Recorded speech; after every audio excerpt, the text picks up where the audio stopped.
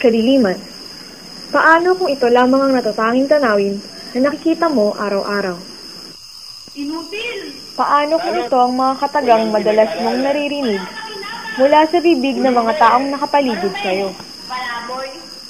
Paano kung ipinanganak kang bulag at inosente sa kagandahan ng mundong iyong ginagalawan? Makakaya mo ba? Marahil marami sa atin ang nag-iisip na napakahirap ang maging isang bulag na kinakaawaan ng nakararami dahil sa pinakaitan ng kapalaran na makita at maranasan ang buhay ng isang karaniwang mamamayan. Sapat na bang makita lamang sila sa daan upang sambitin ng mga di kanais-nais na salita pagtungkol sa kanila? Ito na ba ang dapat nilang kalagyan sa lipunan?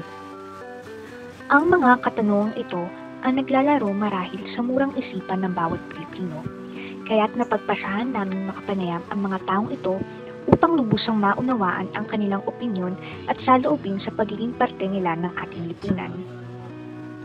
Isa sa mga ipinanganak ng bulag ay si Mang Cornelio, 50 taong gulang at nakatira sa Pasig. Siya ay may asawa at isang anak na nagsisilbing tagapag-alaga niya. Halos 20 taon na rin humihingi ng limos si Mang Cornelio sa pamamagitan ng pagtugtog sa kalsada sa Pedro Hill. Bagamat kapos ang kanyang kinikita para may maipanggas sa araw-araw, ito ang nagsisilbing kanyang hanap buhay upang buhayin ang kanyang pamilya.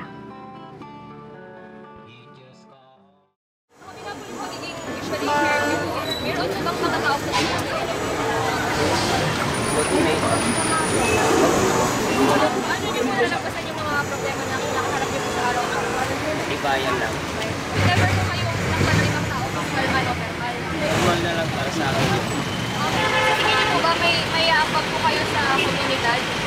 Upang mas maging, ano po yun? Halimbawa, kaya gagawin namin, kaya hindi mo namin para sa kanila, baka sakali.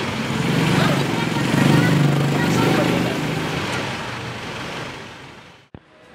Bukod kay Mang Cornelio, nakapanayam din namin si Ate Chris, 30 taong gulang at nakatira sa Malate. Hindi katulad ni Mang Cornelio, siya ay hindi ipinanganak na bulag pagkus ay dulot lamang ng kanyang sakit na nakaapekto sa kanyang mata noong siya ay 20 taong gulang. Halos 10 taon nang bulag si Ate Chris. At dahil dito, napagpasyahan niyang mamasukan bilang masahista sa isang mall sa Maynila. Mahigit 1 taon at 5 buwan na rin naghahanap buhay si Ate Chris at tanging pamilya lamang niya ang nag-aalaga sa kanya. Kahit na visual impaired po kayo, nagkaroon po ba ng pagkakataon na mas maintindihan ang mga nangyayari sa paligid niyo? Opo. Actually, mas naging open pa nga yung mind ko sa paligid ngayon. Kasi parang mas marami kang nare-realize ngayon kumpara noon nung nakakakita ka pa. Paano niyo po sa tingin kayo itrato ng mga tao sa paligid niyo?